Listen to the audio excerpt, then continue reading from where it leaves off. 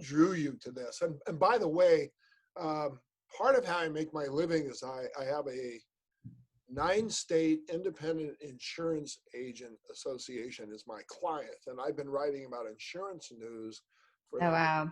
15 years. And I do a weekly news digest. So I've written a lot about Paradise. I'm very familiar with PG&E's responsibility and all that, and the difficulty, the number of people who died and all that. But Yes, of course. what drew me to the interest in your movie? What drew you to it? I mean, I think what drew me to it personally was just the idea that a community could lose everything in one day.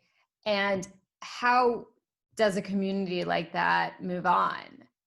I mean, how do you get past sort of the immediate aftermath of not only losing loved ones, clearly, but also losing, everything you've ever owned, your home, your community, your hospital, your school system, everything at once like that. What do you do? How do you summon the strength to move on? And, this really started with Ron Howard, obviously our director, who had family close to the area, was familiar with Paradise, lives pretty much between California and New York, was familiar with clearly, the situation with wildfires, but, had a deep connection, I think, to the community.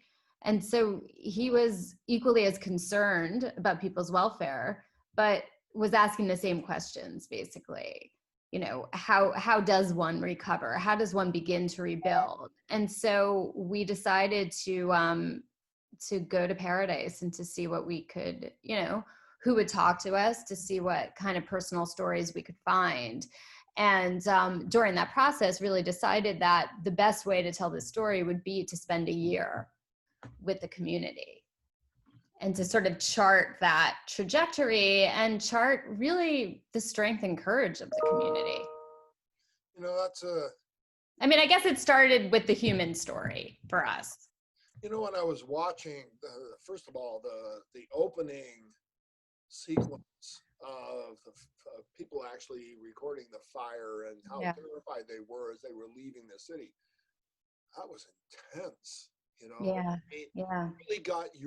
really brought me into, because I read about it and write about it, but it really brought me into it was the danger they were really in, and the children were frightened and all that. And then the other thing that hit me was you have 2 minutes to take whatever you have. Yeah. Go. And you lose family photos, family heirlooms. The history of a family is gone. Yeah, just like that. Yeah, that was pretty intense. What I wondered about, why didn't you spend more time on the cause of the fire? Who caused the fire? PG&E. I remember you had the guy there who was like a deer caught in headlights. He was the sacrificial lamb from the company. Yeah. And more time on global warming. But the purpose then was the survivors. Well, look, I think we were trying to make what we call in our world a verite film, right? Where you're really following someone's experience. So we were, yes, you have some kind of more traditional interviews, I would say, sprinkled occasionally throughout the film. But I think the majority of the film is really dipping in and out of the Paradise community over the course of a year. So it wasn't, we were hoping that these questions that you just raised would play into sort of the narrative of what the community was experiencing. But our intent was really, again, to kind of focus on it through a human experience, not necessarily to kind of point fingers or try to answer which at the time was sort of unanswerable, right? They were going through a period of discovery. So to see those community meetings and to see the PG&E representatives show up and have to speak to the community, have to kind of face what had happened and what the company had done, I think was much more sort of powerful than treating the film as an investigation into what caused this. And it's interesting that we're talking today because, you know, when you said the first 2 minutes of that, or the first 10 minutes of the film is just so incredibly harrowing. And to also have to think about what would you do if you only had 2 minutes to evacuate. The reason I brought it up today is because it's the 75th anniversary of Hiroshima. And, you did you a know, documentary on that. I'm sorry? You did a documentary. I had worked on a documentary about it when I was working at HBO before I worked at Imagine with this incredible filmmaker, Stephen Okazaki. But the reason I even bring it up is because when we went soon after the fire hit the town, when we went to Paradise, I mean, the destruction resembled something like what had happened in Hiroshima. I mean, you didn't have the horrific effects of an atomic bomb, but you didn't know what was in the air at that time. You didn't know what kind of toxins were being released from a fire. And the place was just leveled. So it was incredibly shocking and incredibly humbling just to put my own feet on that ground without having to have escaped, just a dire situation and, to really run for your life. So I guess what I'm saying is we were just so much more interested in how people recover and how people move on with their lives. And the PG&E storyline was inevitable. It would play into the film. The first half of your film deals with the devastation more so than the last part of it. I mean, you're looking at it, it was a moonscape, Yes. And I'd seen pictures of it, but to see it in film was different. It was I think a fascinating movie. And by the way, the survivors are going to get very little out of that. Yes, they will. The settlement with PG&E was $13.5 billion, and that's all the fires that they caused, not just Paradise. I know. The company did plead guilty to the deaths. Yes. Of the people in Paradise. They pled guilty to 84 counts of manslaughter. Yeah. Wow. Yeah. Yeah. Yeah. Some punishment they're going to get for that. Yeah. Yeah. So you've done some really interesting. What drew you into being a documentarian? I mean, this is you've had primetime Emmy wins for the Gary Shandling thing you did about Scientology, which fascinates me, and the Nagasaki. So what makes what interest? How do you become? How does one become that? I mean, I was lucky enough from a very early stage in my career. I worked at a place like HBO, and I was able to work with this incredibly legendary woman, Sheila Nevins, who ran the documentary department at HBO for a long, long time. But what drew me to it is again, I think this idea that real people's stories were powerful and could be as riveting to experience as scripted projects or imaginary worlds is what kind of really drew me to it and what kept me really focused on documentaries as a career. And I was, I've been incredibly lucky to work with just the most talented filmmakers. I mean, Ron Howard, up there at the top of the list, but all of these other incredible documentary filmmakers over the years on these projects. So I guess it's an adventure. When you work on documentaries, you're learning about something new, you're immersing yourself in a real person's life or a real community's life, or you're exploring just how, you're exploring kind of human suffering in some cases. You're allowed to really empathize with different types of people, highlight issues, hopefully nudge the world a little bit, and in some scenarios, just really entertain people because someone's personal story, or it could be a famous person's story, is just really inspiring. I've been a critic. I guess it's just like the best job in the world. I can't think of anything that would be better than making movies. I've been a critic for 30 years, and once in a while there'll be a really great movie that I like, but documentaries always fascinate me. Real life is always more intriguing than Yeah. fictional life. So Truth is stranger than fiction. Always. oh, always. Yeah, it's fascinating stuff. You are a producer. So a lot of people don't know what a producer does, and producers have a huge range of things that they do. For you, what is producing? Yeah, for me, it's a Herculean feat sometimes. I think for me, what is producing, and I'm lucky because I am working at a company like Imagine, and we launched a documentary division for Imagine Entertainment, which is Ron Howard and Brian Grazer's company.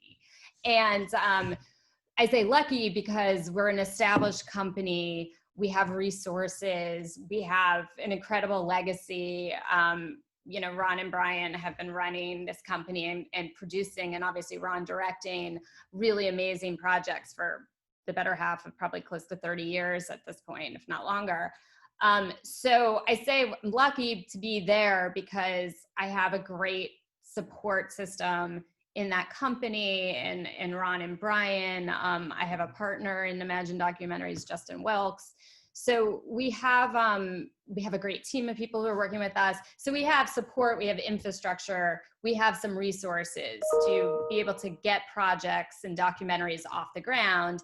And part of producing is really being able to, in some cases, develop ideas, chase ideas, go to Paradise and see what's there. We're working on another project on Julia Child with the incredible filmmakers Julie Cohen and Betsy West, who did the RBG documentary. So we joined forces with them. We were able to help secure certain rights, secure certain book options, gain access to people who are, an incredibly important part to any documentary story, whether it's a famous person or just, I shouldn't say average, but an everyday person. So part of producing is chasing the subject, the concept, and putting together the project, whether it means helping to gain financing for documentary filmmakers or directors, to bring a project to a network partner, which we do at Imagine, or a streaming partner, and to really just help oversee the life of a documentary project, whether it's a feature documentary film or a series. So producing every step of the way of that project and really supporting the director's vision as best as we can. Yeah. It's very, lots of different aspects of your job. So you yeah. again are very blessed. So I just moved back to my hometown, where I was born. And Portland. Is that Portland? No, I actually am in Kennewick, Washington. Oh, okay. I'm sorry. Which is 200 miles east of Portland along the Columbia River in the desert. And I was born here, grew up here, left here when I was 14, moved back when I was in my late 30s, lived here for about 12 years, raised my youngest, and then left. And I just reached a point where I decided I didn't want to live in a big city anymore. I still do a lot of work in Portland, so it's only a couple hundred miles to get there. But so I come home, basically, and I spend a lot of time, thinking about, lately I just hit in my 70s, and I keep thinking about, I've had this really interesting life, and I've started asking people I interview the same thing. When I was 13, 14 years old, I did not in any way imagine the life I've had. How about you? 14-year-old Sarah. Which wasn't so long ago. You imagine this life. I don't think I imagined this life, but I think I did always imagine that I would work on movies or TV, but I don't know that I imagined the life that I'm leading. You're leading a life that people dream of. I mean, you get to know all these famous people. You're traveling all over the world. You're doing the most interesting work possible. I mean, this is basically news stuff. This is news production. I did news for Yeah. a long time. I love Did it, you? Yeah. but it is. It's real life. Yes. You're living. I mean, did you ever imagine that? I mean, even though you work for Imagine, never mind. Did I imagine I'd be at Imagine? I mean, I think I imagined in my mind that I would be able to work in the movie business. I don't think at 14 I knew what that meant. But I do, to your point, I mean, I feel incredibly lucky to be able to tell people stories, to be able to capture current events, but to do it in a creative and hopefully really audience sort of engaging way.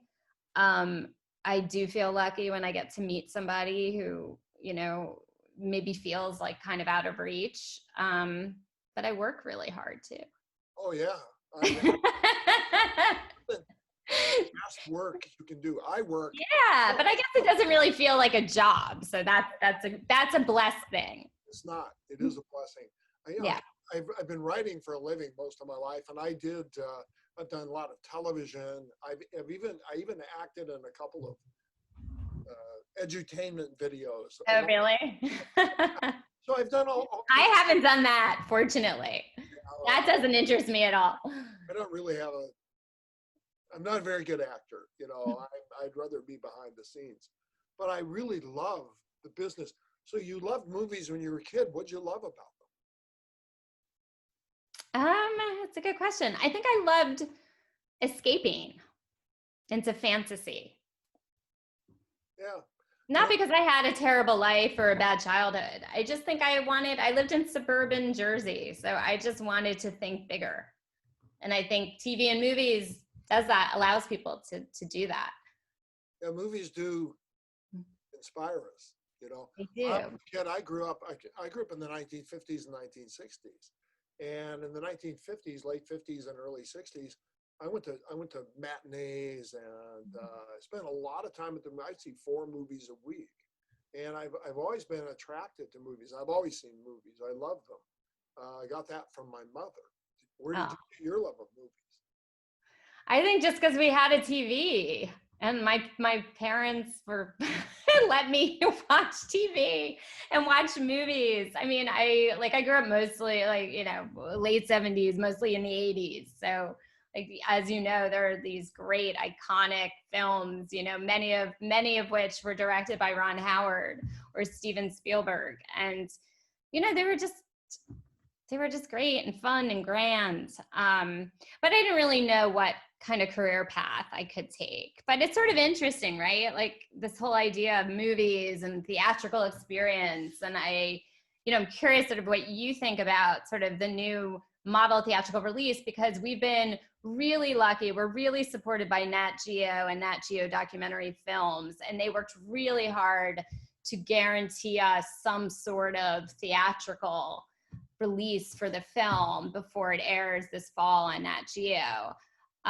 But of course, in this COVID time, it's this interesting combination of some select theaters that are actually open, but mostly virtual release through, exhibitors' websites and obviously some drive-in experience. But it's an interesting time, right? Because it feels like the business is being accelerated into a streaming kind of direction. It's being pushed that way. And yeah, having grown up in theaters, I want to see movies in a theater. I don't see Tenet on my TV. I saw The Outpost with Scott Eastwood and the one done by Rod Lurie, who I interviewed. Fascinating guy. Yeah. I wanted to see that in a theater. I think movies belong in a theater. Your documentary belongs in a theater.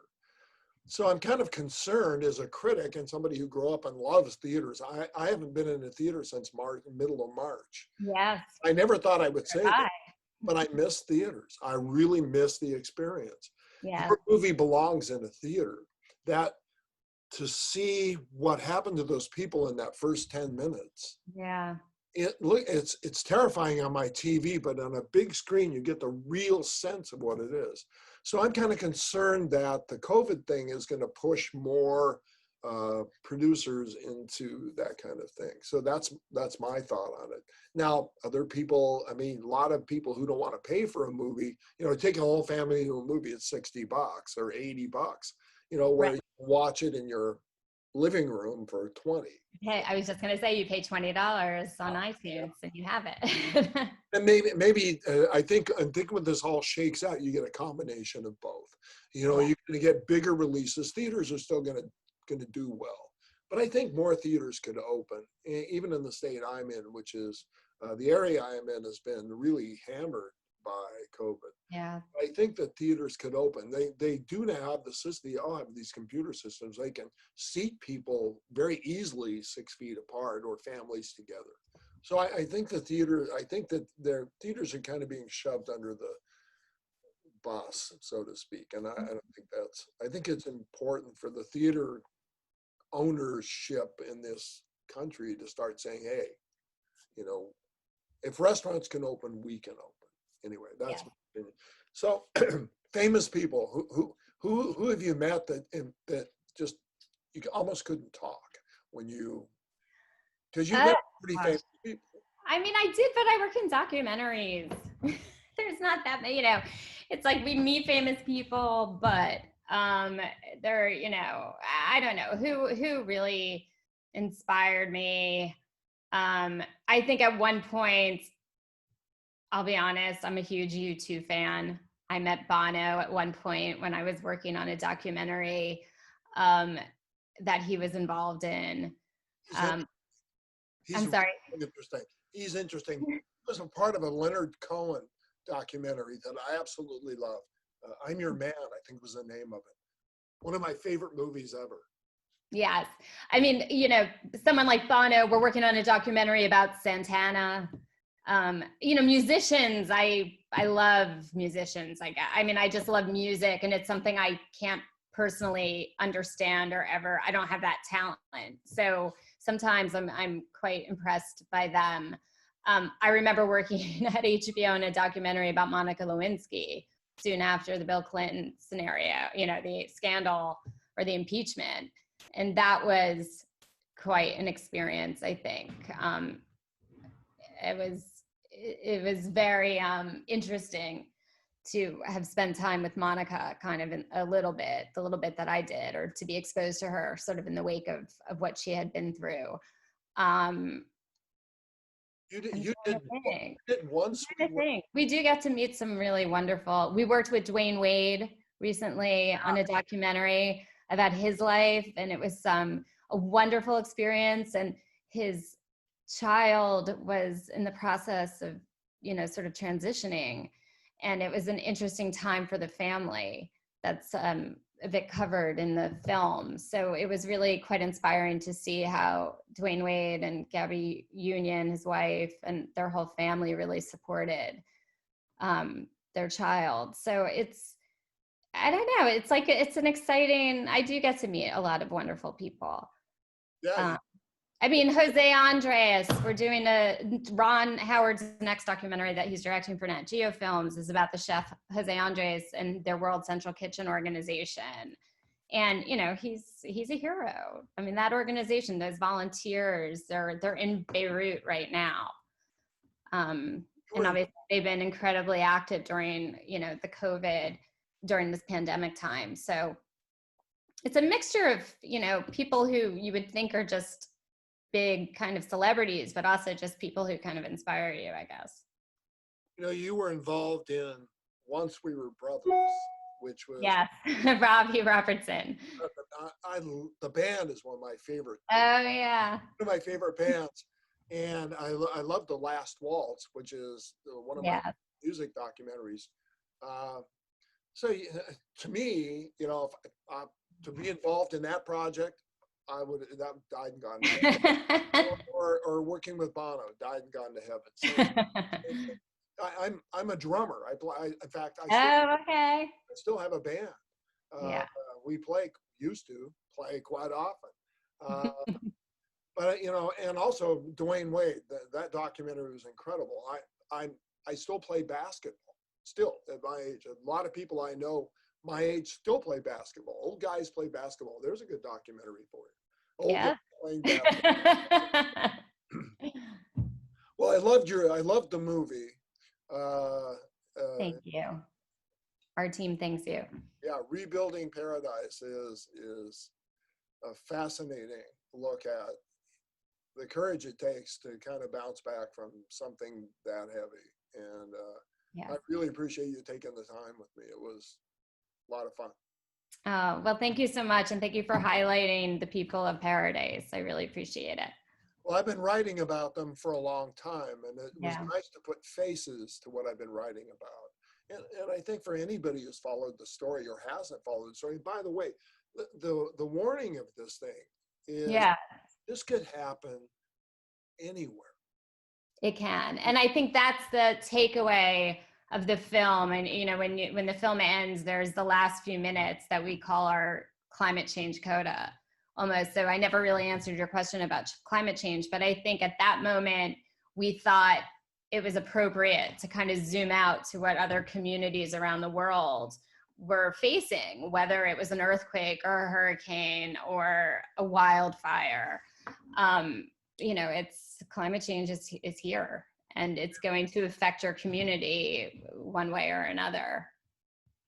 And the interesting thing about the human spirit is that, like you see in your movie, we do find a way to survive, and we find a way to make it better. But one of my favorite lines in any movie I've ever seen was Jeff Bridges in Starman. And I don't know if you ever saw the movie, but at the end of it, he's an alien who's being chased by U.S. forces, the CIA, and alien trackers, and they're trying to catch him. And finally, in the end of the movie, they catch him at the meteor crater in Arizona. And of course, he's going to get away, and they know he's going to get away, and they start asking him about his planet. And finally, he says, "Don't you want to know what we aliens think about you?" And it took him back and said, "Okay, what do you think about us?" I'm paraphrasing. He says, "You're at your best when you're at your worst." Oh, it's so interesting. That Yeah. True. Words of wisdom. Yeah. Brilliant. Live by, right? Yeah, and I never forgot that. Never forgot. Yeah. Well, we hope the film offers people that sense of kind of hope and, triumph of the human spirit that I think communities need right now. And we certainly do, because, we've all been impacted by COVID. A lot of us had to stay home. I'm pretty healthy, and I'm not all that worried about it. But we all had to stay home. We've all had our lives radically changed.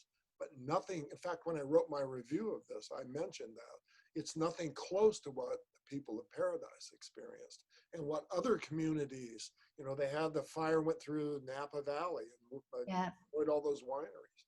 So this is nothing to us, what we've experienced, nothing compared to the damage that was caused by an earthquake or by the things you mentioned. Yes, yes. Wonderful movie. Thank you so much. It's wonderful to talk to you. It was fun. I had a good time. Me too. Now I'm gonna stop the recording right here. I have a documentary idea for you. Oh, do you? Okay. Military industrial complex. What, the military industrial complex? Yeah, absolutely. Yeah. We're the veterans that we are taking care of. A lot of them are scamming the system once they get out of it. But we have this system where we're sending the youngest and best people in our country to war to protect America or spread democracy. And yet it's benefiting very wealthy companies, building bombs, guns, and tanks. And we, the taxpayers, are paying for the help for these large companies who are making money in the form of soldiers. Then we pay for them when they come back. We give them education forever, healthcare forever, whatever. And we're all being kind of scammed. That's I have a psychologist who works for the VA who would talk to you about that if you were ever Really? Yeah. All right. Let me dig into it a little. Yeah, you know how to contact. You contact me through the company. I'll be glad to talk to you more about it. I think it's an interesting subject because people don't know that. I mean, not that I'm not saying that the soldiers and the people who are going and defending this country aren't doing it out of honor for and love of their country, but they're being scammed. Anyway, that's just my opinion. Yeah, no. I mean, look, I mean, I think veterans affairs in general is an incredibly important subject. Having worked on some films that focused on veterans kind of in the wake of Iraq and Afghanistan. So, yeah. And they come back and some of them are totally damaged, but some of them are also scamming the system. You know, you're in boot camp and, oh, a bullet went over my head, I have PTSD, and they're getting it. You know, some people are making $8,000-$10,000 a month. I mean, a month. Never mind, a month. Off this, you know, and then of course you have the Boeings and the military builders who are mad, Halliburton and Well, there have been some really great documentaries on the military industrial complex. Yeah, you did an Iraq documentary, as I recall. I was looking at did you something about Iraq? Didn't you do there were several documentaries I was involved with when I was at HBO that focused on veterans, really. I think, family, they're veterans. I love them. They love their family. I'm rambling. So anyway, Sarah, thank you. Thank you so much. Pleasure. Wonderful to meet you. You too. Stay out of trouble. I'll try. Thank you. Bye.